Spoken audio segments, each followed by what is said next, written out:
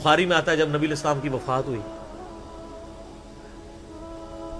تو حضرت عمر نے تلوار نکال لی کہ میں اس کی گردن کاٹ دوں گا، جو کہے گا کہ نبی علیہ السلام فوت ہو گئے۔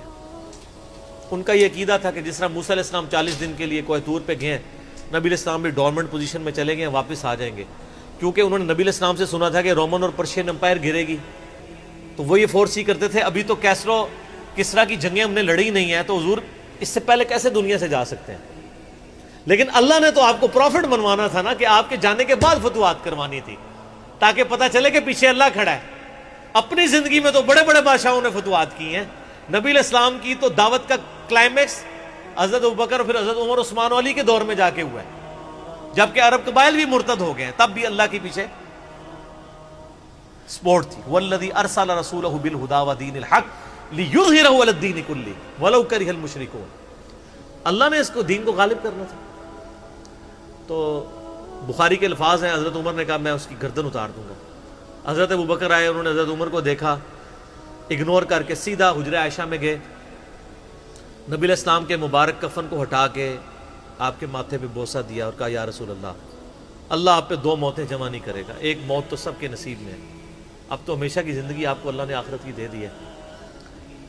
اور پھر باہر نکلے، حضرت عمر کو کہا کہ عمر بیٹھ جاؤ، حضرت عمر نے بات نہیں سنی، تو حضرت بکر ممبر کی طرف چڑھے، ممبر پہ چڑھے اور لوگوں سے کہا کہ عمر کو اس کے حال پہ چھوڑ دو۔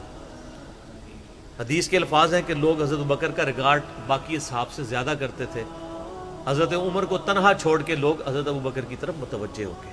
پہلے وہ جو سارا میلہ ان کے گرد لگا تھا شفٹ ہو گیا، تو انہوں نے حمد و صلات کے بعد انہوں نے کہا اما بعد فمن کان یعبد محمدا فإن محمد قد مات۔ سر کلیجے پہ کتنا بڑا پتھر رکھا ہوگا حضرت بکر نے جملہ بولتے ہوئے کہ جو محمد کی عبادت کرتا تھا وہ جان لے کہ محمد کو موت آ گئی ہے۔ ومن کان یعبد اللہ، اور جو اللہ کی عبادت کرتا ہے وہ جان لے ان اللہ حی لا یموت، اللہ زندہ ہے، اللہ کو کبھی موت نہیں آئے گی۔ کیا توحید کی تعلیمات ہیں! حضور کی میت کے اوپر حضور کے فضائل نہیں بیان ہو رہے، توحید بیان ہو رہی ہے۔ Point to be noted. کیوں؟ سر پہلے نہیں انسانیت نے رسک لیا، دنیا کا سب سے بڑا شرک ایک پیغمبر کے نام پہ تو کھڑا ہوا ہے، عیسیٰ ابن مریم کے نام پہ۔